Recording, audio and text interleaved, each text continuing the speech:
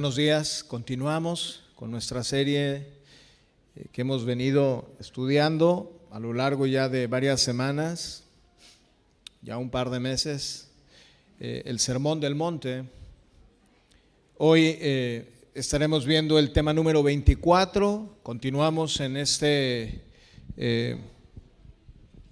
tema que le titulamos, o que bueno, ya de antemano ese título se le da el nombre del Padre Nuestro, este modelo de oración. Y nos hemos detenido un poco en el verso 11, en Mateo 6, verso 11, donde dice la palabra: el pan nuestro de cada día, dánoslo hoy. La enseñanza anterior hablábamos con respecto a este versículo, ¿sí?, que dicho sea de paso es la cuarta petición, la manera en que nosotros estructuramos la manera de estudiar este modelo. Y esa era la cuarta petición que tenía que ver con nosotros los hombres, de cómo nosotros nos acercamos al Señor, no solamente para santificarlo, para decirle que su reino venga a nuestras vidas, para decirle que su voluntad sea en nosotros, sino que ahora esta petición va directamente hacia usted y hacia mí. El pan nuestro de cada día, dánoslo hoy. Y de cómo Dios, hablábamos la semana pasada, desde que salvó a Israel, mostró no solo su amor, sino también el sustento de su pueblo. Vimos también cómo Dios salvó a su pueblo sacándolo con mano poderosa, y comentábamos que esa salida de Egipto era similar a nuestra salida del mundo en el nuevo nacimiento. Ahora, Jesús dijo, porque ustedes ya no son del mundo, están en el mundo, pero ya no son del mundo, y me refiero a que ahora el sistema de pensamiento que el mundo tiene, que gobierna el mundo y que siempre, hermanos, va a ser contrario a la palabra de Dios, ahora ya no mora en nosotros, sino que ahora, si anteriormente morábamos en las tinieblas, ahora moramos en la luz admirable en Cristo Jesús. ¿Cuántos dicen amén a esto? Ahora, sin embargo, los egipcios, al perseguir al pueblo y al pasar el Mar Rojo, el pueblo de Israel fue llevado inmediatamente, ¿a dónde dijimos? Saliendo del Mar Rojo, ¿a dónde llegaron? ¿Cómo que a Cancún, hermanos? No. Al desierto, así es. Y dijimos que ese desierto tipifica la vida en la cual estamos usted y yo hoy. En este mundo que tiene tribulaciones, en este mundo que tiene aflicciones, en este mundo que tiene persecución. Y que la única manera de ir siendo perfeccionados es por medio de la palabra de Dios y su Espíritu Santo, a través de lo que hemos llamado, o la Biblia le llama la santificación, la cual es progresiva. Y que aunado a esto, hermanos, Dios usa las circunstancias, usa las personas, los diferentes sucesos que nos acontecen para irnos probando e irnos perfeccionando en nuestro carácter. Por eso, el pan nuestro de cada día definitivamente es importante. ¿Cuántos desayunaron hoy? Bien poquitos. Se van a dormir, Entonces, de manera que Dios se encargó de dejarlo ahí, plasmado en su palabra, en innumerables pasajes, a fin de que usted y yo entendiéramos que todo proviene de su mano. ¿Está de acuerdo conmigo? Hay dos maravillosas muestras, hay muchas, pero bueno, yo solamente les cito dos hoy, que hablan de esa providencia de Dios. Y la palabra providencia no la va a encontrar usted, al menos en la Reina Valera, ¿verdad? Pero aparece de manera muy clara esa providencia, ese cuidado de Dios, no solamente por nosotros, su pueblo, sino por toda la creación. Si usted le da una leída en su casa al Salmo 104, usted se va a dar cuenta cómo Dios sustenta a su creación. Pero déjenme leerles, antes de entrar en el tema, un par de versículos en el Salmo 145, para quienes toman nota. Del verso 14 al verso 18, dice la palabra del Señor: sostiene Jehová a todos los que caen y levanta a todos los oprimidos. Los ojos de todos esperan en ti. Inclusive esto lo cantamos, hay un canto que habla de esto. Y tú le das su comida a su tiempo. Abres tu mano, dice el verso 16, y colmas de bendición a todo ser viviente. Fíjese, no dice solamente a tu pueblo, dice a todo ser viviente. Y esto habla de la misericordia de Dios. Justo es Jehová en todos sus caminos y misericordioso en todas sus obras. Cercano está Jehová a todos los que le invocan, a todos los que le invocan de veras. ¿Cuántos le invocamos de veras? Amén. De manera, hermanos, que hoy vamos a ver cómo está relacionado. La semana pasada ampliamos este tema, pero hoy vamos a ver la manera en cómo está relacionado de manera muy estrecha ese danos el pan nuestro de cada día, ese pan material en relación al pan espiritual que usted y yo también necesitamos. Entonces, la semana pasada terminamos con un pasaje, ¿se acuerda cuál era? Proverbios, ¿cuál? Eso, muy bien. 10 puntos sobre examen. No es cierto. Vamos a Proverbios capítulo 30. Y el primer punto que quiero tratar es orando con sabiduría. Recuerda, estamos en este modelo de oración y yo espero que esto que estamos estudiando nos sirva a usted y a mí, y que al momento de ir y orar al Señor, todos estos puntos puedan ser aplicables a nuestra vida. Orando con sabiduría. Dice Proverbios capítulo 30, voy a ir a partir del verso 7. Dice la palabra del Señor: oh Dios, te ruego 2 favores, concédemelos antes que muera. Estoy leyendo Nueva Traducción Viviente. Primero, ayúdame a no mentir jamás. Segundo, no me des pobreza ni riqueza. Dame solo lo suficiente para satisfacer mis necesidades. Pues si me hago rico, podría negarte y decir: ¿quién es el Señor? Y si soy demasiado pobre, podría robar y así ofender el santo nombre de Dios. Ahora, se piensa que este Agur, que aparece como el escritor de este proverbio, era un maestro, ¿sí? Y Ucal e Itiel, sus alumnos. Y este Proverbio 30 es el discurso dado no de su propia sabiduría, sino guiado por el Espíritu Santo para beneficio suyo y mío. Ahora, es aquí, hermanos, donde es importante para ustedes y para mí entender lo que dice respecto a la provisión diaria. Porque estos versículos, hermanos, contienen la única oración en el libro de Proverbios, aunque la oración es corta, ¿sí? Pero va al grano, es directa y está formada, como lo vimos ahorita, por 2 peticiones. Una, la que cubre la vida espiritual, y la otra, la parte material. Y podemos ver aquí cómo Agur quería que su vida tuviera sentido, que su vida fuera honesta. Él no quería malgastarla en cosas vanas o sin importancia, mucho menos engañar a alguien con mentir, ni tampoco ser engañado. Y en cuanto a lo físico, pidió ser librado de los extremos, ¿se fija?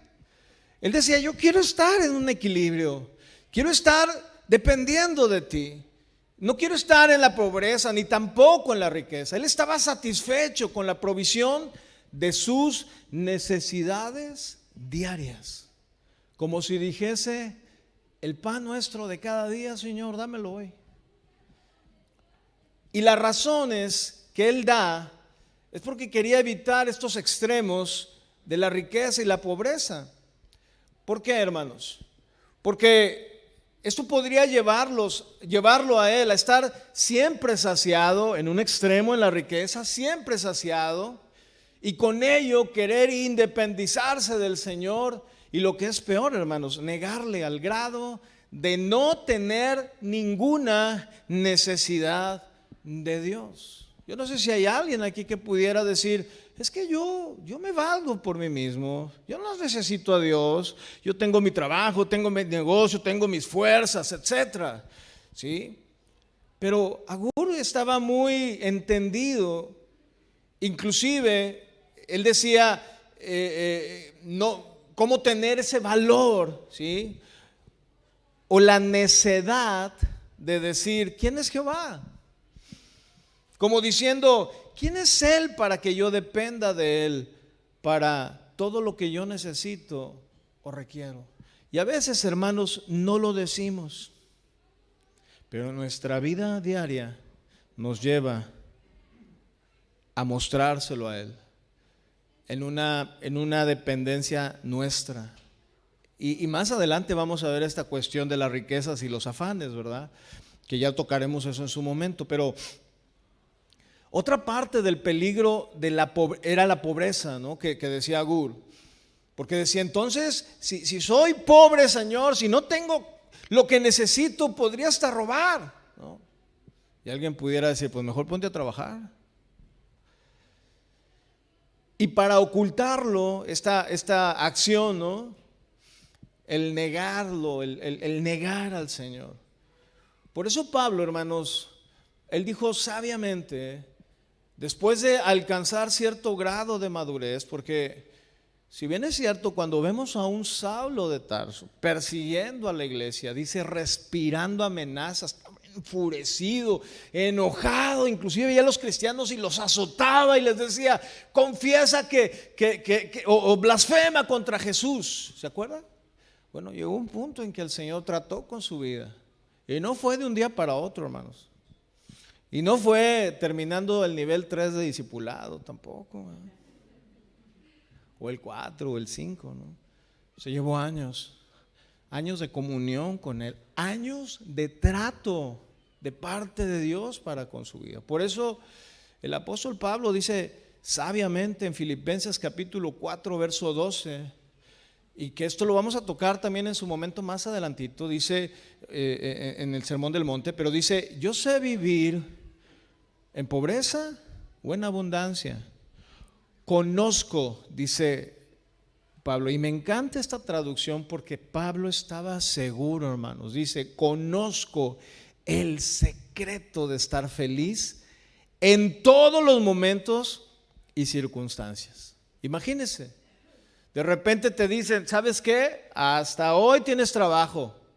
Yo conozco el secreto para estar feliz y aunque no tenga trabajo, yo sé en quién estoy confiando.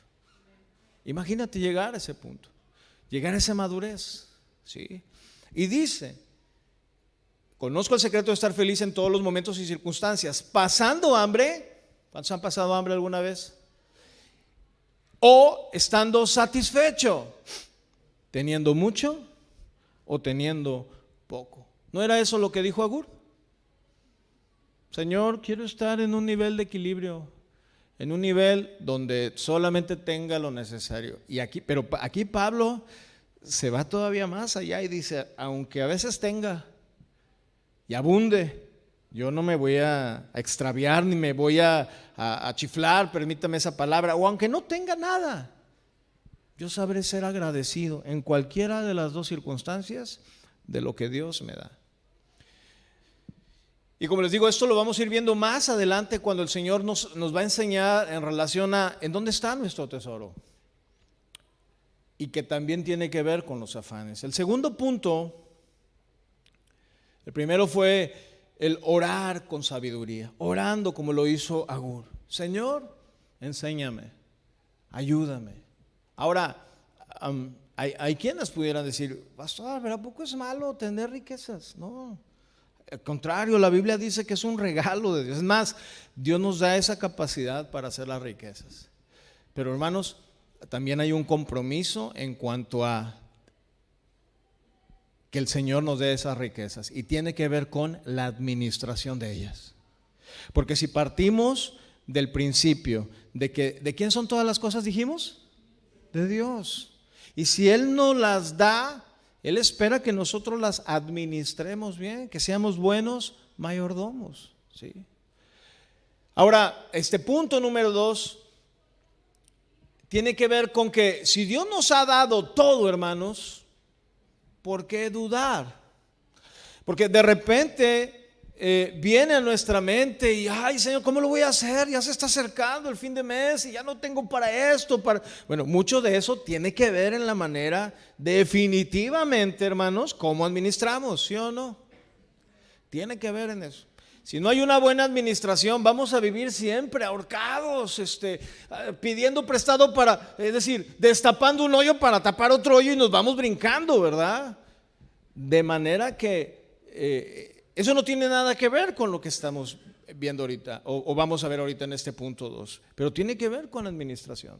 Ahora, Dios nos ha dado todo, hermanos, ¿por qué dudar que Él no pueda suplir a nuestras necesidades? Vaya conmigo a Romanos capítulo 8, verso 31 y 32.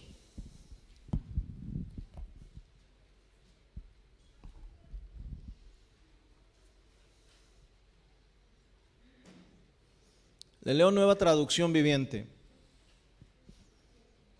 Romanos 8, 31 y 32. ¿Qué podemos decir acerca de cosas tan maravillosas como estas? Si Dios está a favor de nosotros, ¿quién podrá ponerse en nuestra contra?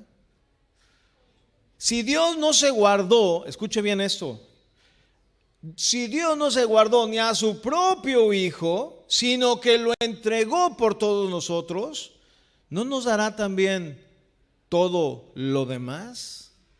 Ahora, ¿alguna vez usted ha dudado que Dios pueda proveerle lo necesario? No me conteste, pero usted sabrá eso mejor que yo.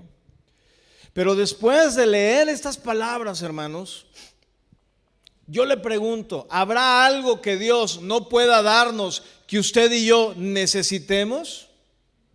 Porque escuche bien esto, cuando la humanidad estaba perdida, cuando vivía en la oscuridad, cuando vivía en las tinieblas, necesitó un Salvador, un sustituto, alguien que se pusiera por nosotros, que no tuviera pecado. Y el Dios del cielo, el creador del universo, no retuvo a su Hijo. Y pudo haber dicho, no, hijo, quédate aquí. Estos hombres son muy malos, muy mal agradecidos. No. Fue tanto el amor de Dios para con su creación que envió a su Hijo amado, lo entregó a una muerte oprobiosa, a una humillación. ¿Y sabe qué? Lo hizo a favor suyo y mío. Y eso es algo, hermanos, en lo cual nosotros tenemos que valorar cada día de nuestras vidas. Es por eso, hermanos, por esto anterior que acabo de mencionar, que lo lógico es pensar, lo lógico, la razón, que si Dios nos ha dado ya el mayor regalo que ha sido Cristo Jesús para darnos salvación a usted y a mí y librarnos de la condenación eterna, le pregunto, ¿habrá algo menor que no nos pueda dar a usted y a mí conforme a su voluntad? Porque algunos pudieran decir, pastor, bueno, pues un carro de modelo reciente, pues es mucho menor que el Señor, pero pues yo lo quiero. Yo quiero una casita así chiquita de 3 pisos, bueno, 4 y una terraza arriba, para que cuando hacemos carne, pues el humo se vaya para arriba, pastor. Usted sabe a lo que me refiero. Porque si Dios nos ha dado eso, hermanos, ¿cuánto más no nos dará de acuerdo a su voluntad? Porque en otras palabras, si ya fue pagado, hermanos, el precio más elevado, el precio más alto, que fue el derramamiento de su sangre, usted puede dudar de que el Señor pueda darnos, proveernos el pan de cada día, que pueda suplir en su vida y en mi vida lo más necesario para que usted y yo podamos salir adelante. No, hermanos. No, hermanos. De manera que si nuestro amado Dios, nuestro amado Creador, ha ido hasta tales extremos para procurar su salvación y mi salvación, ¿cómo no nos dará también con Él todas las cosas?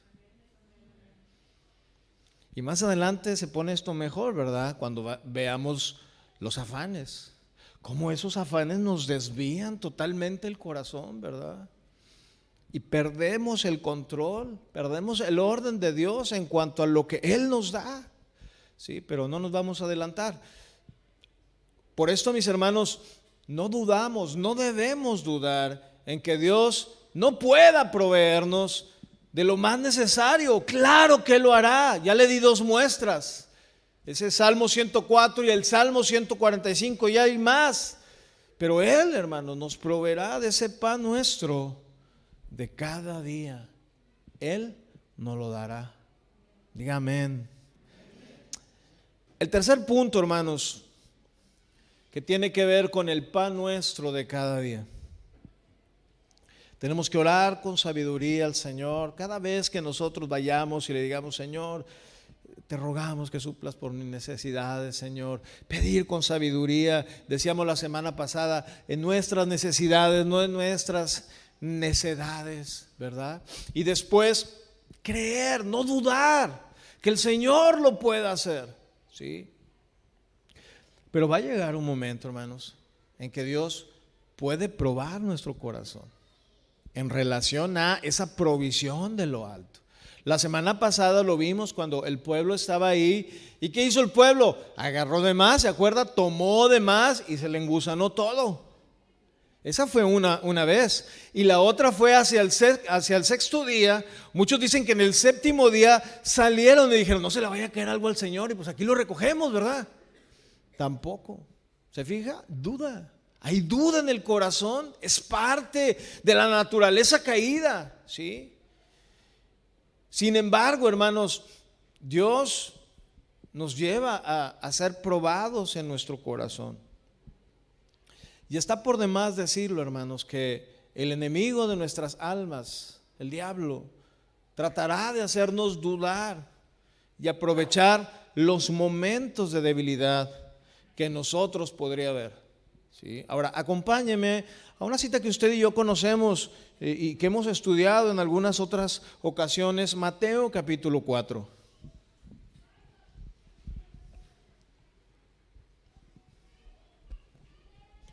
Usted recordará que después de que el Señor fue bautizado y que de manera abierta, de manera manifiesta, el Espíritu Santo de manera corpórea, es decir, bajó como una paloma, ¿sí?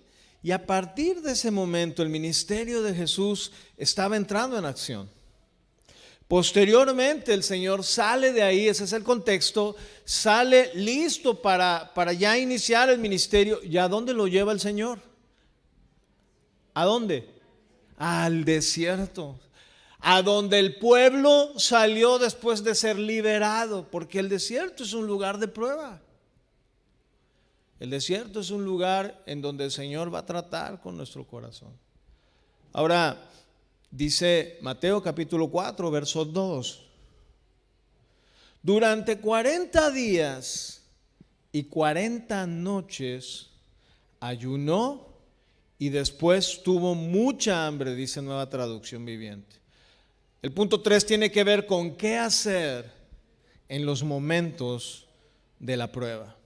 Ahora, Satanás, hermanos, sabe de manera limitada lo que usted y yo en algún momento podemos padecer o requerir, y él va a aprovechar y hará lo necesario para hacernos caer. Hay una analogía que cuando nosotros leemos, por ejemplo, el libro de Nehemías, nosotros podemos ver cómo Nehemías fue a reconstruir los muros, ¿se acuerda? De Jerusalén. Y cuando usted ve y está leyendo la manera de proceder de Nehemías, Nehemías apuntaló, por llamarle de alguna manera. Es decir, llevó la mayor parte de los recursos. ¿A dónde? ¿En qué partes del muro? ¿Usted se acuerda? ¿Lo ha leído? A las partes, dice la Biblia, que estaban más débiles, a las partes que estaban destruidas, pero también a las puertas. Y hay una descripción de los hombres que estaban ahí. Decía que tenían en su mano la espada, pero en la otra mano trabajaban, de manera que estaban trabajando, edificando, pero si venía el enemigo traían su espada, ¿sí? Y esto nos habla, hermanos, de que nosotros tenemos que estar siempre alertas. No debemos dejar de trabajar para el Señor, pero también debemos de que la palabra de Dios abunde en nuestras vidas. De que nosotros, como decía el Señor, nuestra vida more, viva sumergida en la palabra de Dios. Y como les decía, Satanás sabe de manera limitada y él va a tratar de hacernos caer. El propósito de él es desviarnos a que usted y yo hagamos la voluntad de Dios. Y esto, hermanos, no significa que él tenga el poder para hacernos caer. Ojo, ¿no? Porque hay quienes le han atribuido un poder que no tiene. Sí tiene poder ilimitado, pero lo tiene. Pero él no nos va a guiar, él no nos va a forzar a que tú y yo tomemos una decisión y que le demos la espalda al Señor. ¿Sí sabía usted eso? ¿Se recuerda cuando el Señor les dijo a sus discípulos, Satanás os pidió para zarandearlos? Entonces imagínense los discípulos así esperando y, el Señor va a decir, pero yo entré y le puse unas patadas al diablo y lo saqué corriendo de ahí. ¿Ah? ¿Qué les dijo? ¿Se acuerda? Dice, he orado al Padre. ¿Para qué? Para que su fe no falte. Es decir, para que su confianza esté firme. ¿Para qué? Para que no haya justamente esto que estamos hablando, duda en usted y en mí. Ay, Señor, es que ya me abandonaste, Señor, ya no veo la mía, Señor, mira cómo estoy, Señor. Bueno, son tiempos en los cuales el Señor está tratando con nuestro corazón, pero a la par el enemigo va a tratar de desviarte, de hacerte salir de ese rumbo, de esa senda recta que te lleva en el camino de la santidad. ¿Sí? Y como les decía, no significa que el diablo nos vaya a hacer caer, pero él usará las circunstancias, utilizará las debilidades, inclusive irá apuntando hacia nuestras concupiscencias, a nuestros deseos desordenados, para conducirnos a pecar, hermanos, llevándonos ¿cómo poder decirlo? Tratando de que usted y yo, así como en el Génesis, como la serpiente antigua, no vemos que esté forzando a Adán y Eva. Es más, ni siquiera vemos que le lleve el fruto. La guerra fue en la mente. ¿Acaso Dios dijo, no te va a pasar nada? ¿Qué tanto es tantito? Sin embargo, hermanos, Él va a tratar de que usted y yo tomemos la decisión y de hacerle caso a sus insinuaciones y a sus engaños, en lugar de obedecer ¿a quién? ¿A quién? A Dios. Fíjese cómo dice el verso 3, ahí en Mateo 4. En ese tiempo el diablo se le acercó. Entonces, esto nos habla de que Él va a venir a nosotros en ese momento de debilidad. Ahora, recuerde el contexto. El versículo anterior dice que el Señor tenía mucha hambre. Y no dice, es decir, esto está hablando en el sentido natural, como el hambre que usted y yo tenemos en ocasiones, ¿verdad? Bueno, yo no sé cuántos de aquí hayan ayunado 40 días, pero esa era la condición del Señor aquí. Y tenía hambre, y Satanás se acerca. Pero no solamente se acerca, sino que le dice, ¿Se acuerda el Génesis? La serpiente fue a donde Eva y le dijo. Y esos son acciones, planes o estrategias o maquinaciones, como usted le quiera llamar, que el enemigo usa. Y le dice, si eres el Hijo de Dios, di a estas piedras que se conviertan en pan. Él tenía bastante hambre, hermanos. Y lo primero que tratará el diablo de hacernos dudar a ti y a mí es de nuestra dependencia de Dios. Fíjate cómo le dice, si eres hijo de Dios. Lo identifica, ¿verdad? Y hace una asociación como diciendo, pues si tú eres hijo y Dios es tu padre, pues tú puedes hacer esto en tus fuerzas. Tú puedes hacer esto en tu voluntad. Tú puedes tener 2, 3, 4, 5 trabajos, ¿verdad? Aunque tu familia no te vea en toda la semana. Tú puedes. Y lo que definitivamente, hermanos, no debemos hacer, o más bien debemos de hacer, es mantenernos firmes. Y esto tiene que ver con el punto anterior que hablamos ahorita, el que no, de lo que el Señor nos ha dado, el sabernos salvos por el sacrificio de Jesús. El sacrificio del Señor, eso es lo que usted y a mí nos debe de mantener firmes. El hecho de sabernos hijos de Dios nos identifica con el Padre, porque ya no somos bastardos, sino que hemos sido hechos una nueva criatura. Dios nos ha hecho nacer de Él, de Dios, de lo alto, como lo dice Juan capítulo 3. Y eso es lo primero, hermanos, que tú y yo debemos de hacer. Seguido de someternos al Señor ante cualquier situación de tentación, porque eso fue el ejemplo que el Señor nos dio. Ahora acompáñame por favor a primera carta de Pedro, capítulo 5. Quiero que notes aquí estas palabras del apóstol Pedro, que estuvo ese día cuando el Señor dijo, Satanás me pidió para zarandearlos, ¿no? Que estuvo ahí en ese día cuando él fue sometido a una presión, cuando él fue sometido a, si tú dices que eres como él, o eres nazareno como él, o te oyes como él, también te vamos a matar. Que dijo, no, es más, yo ni lo conozco. Y dice la Biblia que hasta maldijo, negándolo totalmente. Es ese mismo Pedro. Ese mismo Pedro que al estar ahí en el huerto de Getsemaní sacó su pistola. Pues aunque lo hubiera matado, el Señor lo hubiera levantado, ¿verdad? Le cortó la oreja y el Señor se la vuelve a poner, ¿verdad?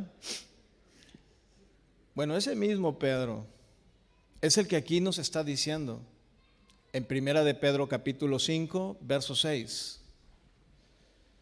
Cuando ustedes estén en una situación de prueba, y vaya, miren quién lo está diciendo. Así que humíllense ante el gran poder de Dios. No piensen que ustedes pueden solos, dice Pedro. Humíllense y a su debido tiempo Él los levantará con honor, dice esta versión. Verso 7. Pongan, depositen, transfieran todas sus preocupaciones. ¿Qué te preocupa hoy, mi hermano? ¿Tu salud? ¿Qué te preocupa el día de mañana? ¿Qué te genera a ti ansiedad el día de hoy? Bueno, dice, pongan todo eso, esas preocupaciones y esas ansiedades, ¿en dónde? En las manos de Dios, dice esta versión. En otras palabras, nuestra confianza es en Él, nuestros tiempos son de Él, Él tiene el control de todas las cosas. Y fíjate el por qué dice esto Pedro, porque Él cuida de ustedes. Eso es un motivo para darle gracias al Señor. Pero fíjense, verso 8, atención. Esta versión lo dice con signos de admiración. Estén alertas. Cuídense de su gran enemigo, el diablo, porque anda al acecho como un león rugiente buscando a quien devorar. Mire quién lo está diciendo. Alguien que tuvo la experiencia, alguien que en algún momento se sintió tentado a abandonar al Señor y lo hizo. Ese mismo Pedro, tiempo después, años después, al igual que Pablo, maduro en el Señor, firme en el Señor, dice: cuídense. Y no minimiza a su enemigo, dice, de su gran enemigo, el diablo, porque anda al acecho como un león rugiente, buscando a quien devorar. Verso 9: manténganse firmes contra él. Es decir, sean fuertes ¿en qué? Dice esta versión, en su fe. Recuerden que sus hermanos en Cristo, en todo el mundo, también están pasando por el mismo sufrimiento. Y fíjate cómo remata en el verso 10, apuntando nuevamente a la salvación.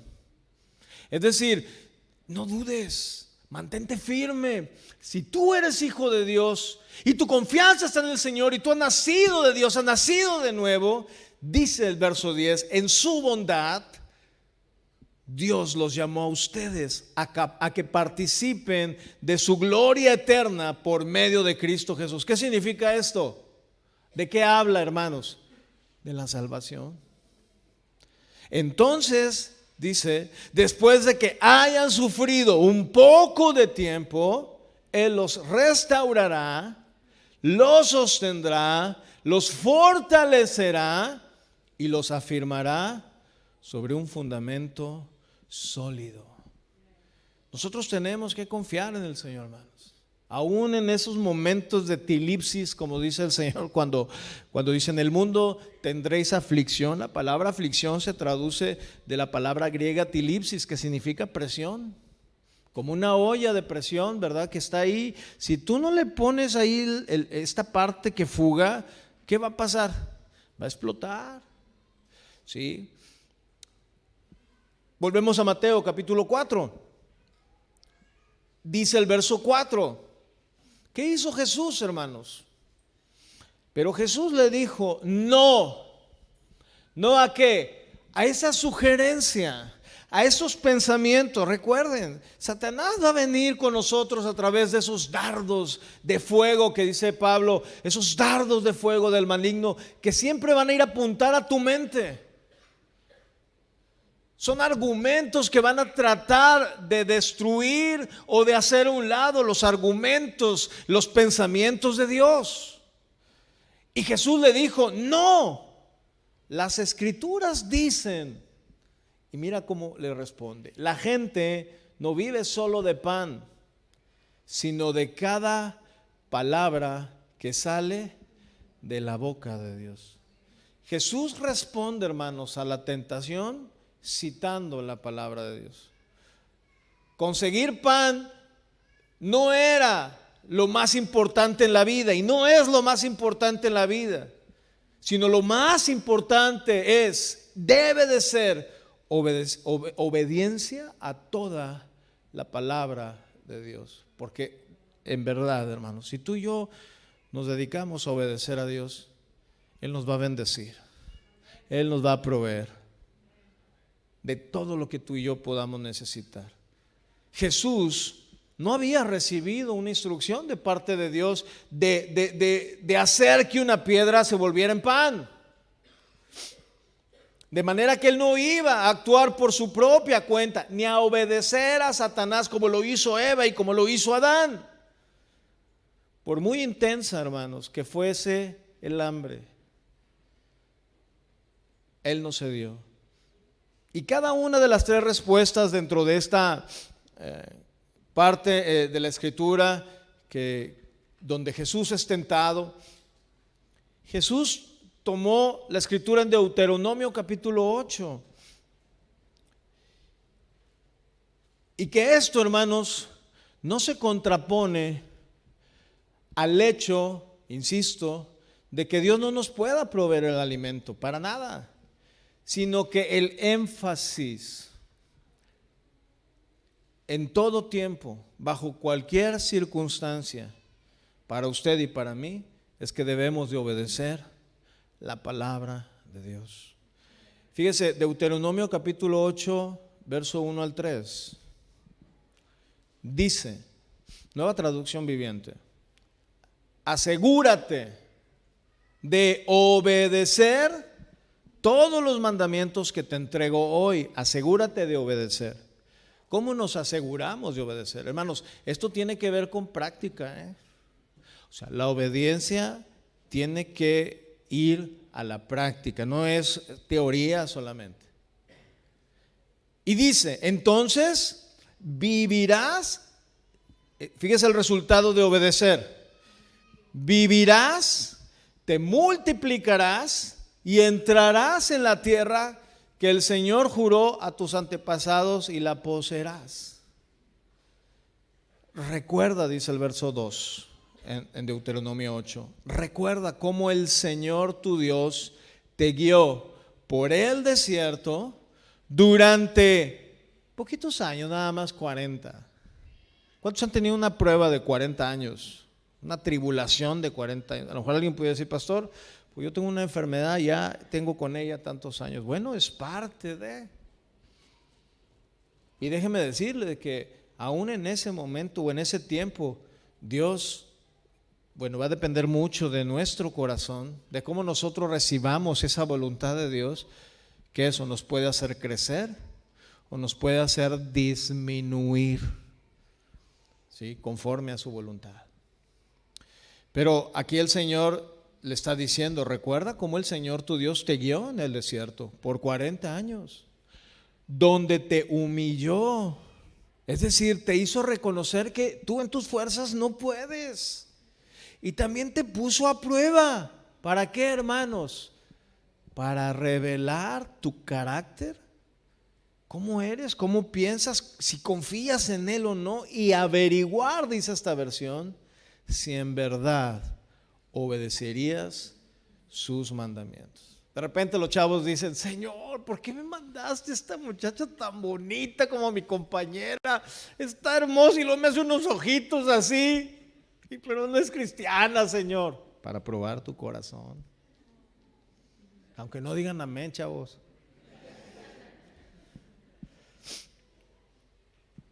Para revelar el carácter, averiguar si en verdad obedecería sus mandamientos. Verso 3, sí, dice esta versión, te humilló permitiendo que pasaras hambre. Ahí está.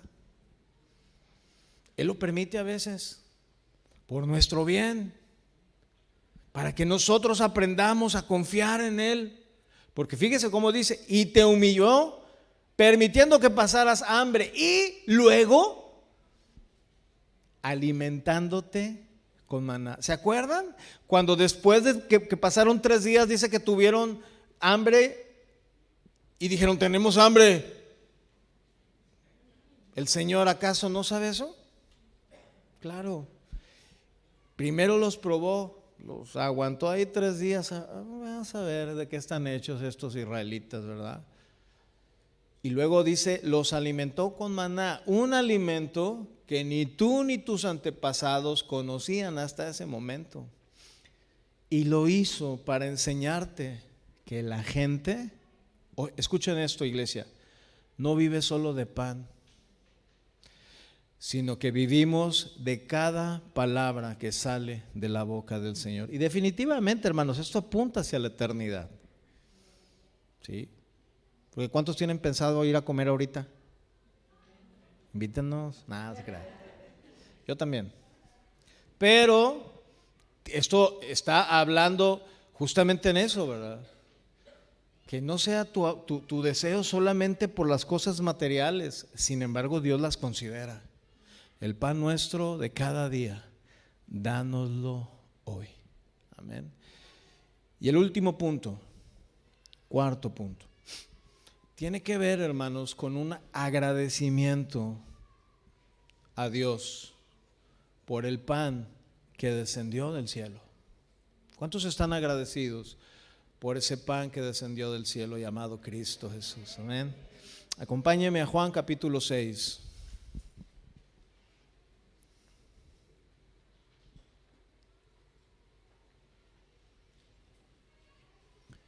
Juan capítulo 6,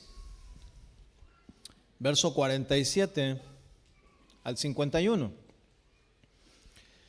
Dice la palabra del Señor: les digo la verdad, estoy leyendo palabra de Dios para todos, esta versión, palabra de Dios para todos. Les digo la verdad, el que cree tiene vida eterna. Y esta declaración, hermanos, aquí en Juan capítulo 6, verso 47, es una de las declaraciones más claras y más breves en toda la Escritura, referente o que tiene que ver con el camino de la salvación. Y que difícilmente, hermanos, se puede tergiversar, difícilmente se puede manipular. Y dice que el que cree en Jesús, ese tiene la vida eterna. Y este versículo, entre muchos otros en el Nuevo Testamento, nos enseña que la salvación no es por obras, que la salvación no es por guardar la ley, que la salvación no es por ser un miembro más en la iglesia, sino sencillamente por creer en el Señor Jesucristo y en su obra redentora, en su obra perfecta de salvación llevada en la cruz. Ahora, dice el verso 48, yo, dice el Señor, soy el pan que da vida. Sus antepasados, otra vez remite a Deuteronomio 8, sus antepasados comieron maná en el desierto, pero de todas maneras murieron. Aquí el Señor, hermanos, está declarando que Él es el pan de vida, del que habían estado ellos hablando anteriormente en este mismo contexto. Ese pan de vida significa naturalmente el pan que da vida a todos los que comen de él. Y aquí los judíos habían introducido este tema del maná en el desierto y habían retado al Señor, estaban retando al Señor a que produjera un alimento tan maravilloso como el que el pueblo había levantado en esos días. De manera que el Señor les recuerda que sus padres, por eso les dice, sus padres comieron el maná en el desierto. Sin embargo, todos murieron. En otras palabras, el maná era solo para esa vida, al igual que la provisión material, hermanos, que usted y yo tenemos diariamente, y que resulta de pedir el pan nuestro de cada día, dánoslo hoy. La pregunta que resultaría aquí podría ser: entonces, ¿no es importante, pastor, pedir por la provisión diaria? Claro que sí. Dios nos lo está enseñando, pero sin olvidar, hermanos, primero lo que Dios ha hecho por nosotros a través de Cristo Jesús y de obedecer a su palabra. Porque es un hecho, hermanos, el maná no tenía la capacidad de dar vida eterna a los que lo comían. Sigue diciendo el verso 50, ahí en Juan capítulo 6, dice el Señor: aquí está el pan que bajó del cielo, el pan que descendió del cielo. El que lo come no muere. Ahora, en contraste, hermanos, con este maná, el Señor Jesús se estaba refiriendo a sí mismo como el pan que desciende del cielo. Que si alguno comía ese pan, no iba a morir. Y esto no significaba que, dicho sea de paso, los judíos empezaran así como que, ¿cómo estás diciendo esto? ¿Cómo que te tenemos que comer, verdad? No, eso no significaba morir físicamente, ¿sí? Sino que pasaría la eternidad en el cielo. Y aun si moría físicamente, su cuerpo sería levantado el último día y pasaría la eternidad con el Señor. Eso es lo que él estaba explicando.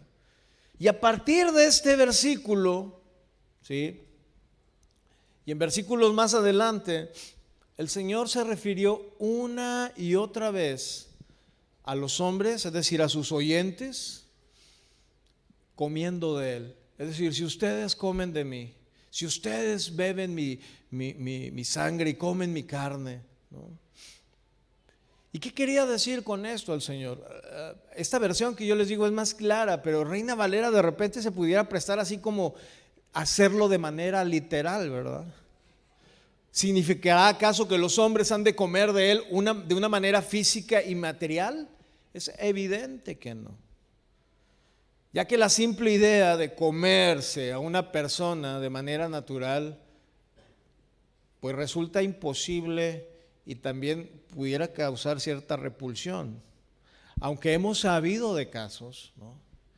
Por ejemplo, un caso muy sonado hace muchos años, que inclusive surgieron varias películas relacionadas con esto, con los sobrevivientes de los Andes, ¿no? Que al ir viajando allá por los Andes el avión se estrella y tardaron semanas en encontrarlos y a fin de cuentas terminaron comiéndose para poder sobrevivir. El asunto aquí es que el Señor no estaba hablando de eso, ¿sí? Otros han pensado y por consecuencia creído que lo que Jesús quería enseñar es que debemos de comer de Él en el servicio, en la comunión, ¿sí? De manera que por medio de la transustanciación o transustanciación, con B o con S, independientemente, de alguna manera el pan que nosotros compartimos en la mesa del Señor, ese pan y es el vino, es transformado en el cuerpo y en la sangre de Cristo, y que podemos ser salvados, ¿sí?, al participar de ellos. Sin embargo, no es eso lo que la Biblia enseña. El contexto aquí que estamos usted y yo estudiando pone muy en claro que comer de Él significa creer en Él. De manera que cuando usted y yo confiamos en el Señor Jesucristo como nuestro Señor, como nuestro Salvador, nos estamos apropiando de Él por la fe, por lo que hemos creído. Y de esta manera participamos de los beneficios de su persona y su obra. Agustín de Hipona dijo: cree y has comido. Verso 51. Yo soy, dijo el Señor, el pan viviente que bajó del cielo. Otra vez lo dice. ¿Y se fijan la importancia que el Señor está estableciendo al mencionarlo varias veces? Si alguno come este pan, vivirá para siempre. Si alguno cree en mí, vivirá para siempre. Este pan es mi cuerpo. Y esta versión lo dice de manera más clara: este pan es mi cuerpo y este cuerpo lo entregaré para que la gente pueda tener vida. ¿Dónde lo entregó el Señor? En la cruz, muriendo por usted y por mí. Porque Jesús, hermanos, es ese pan vivo.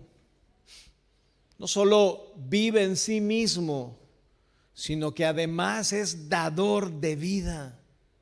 El maná en algún momento salía, pero si usted no lo recogía o si el pueblo no lo recogía, al día siguiente se evaporaba, como se deshacía, ¿sí? Como el hielo, ¿no? Cuando lo ponemos ahí a la intemperie se hace agua. No, bueno, se desaparecía totalmente. De tal manera que todo aquel que come de este pan, que cree en Jesús, vivirá para siempre. Y tal vez aquí alguien pudiera preguntarse: ¿cómo puede ser esto, pastor?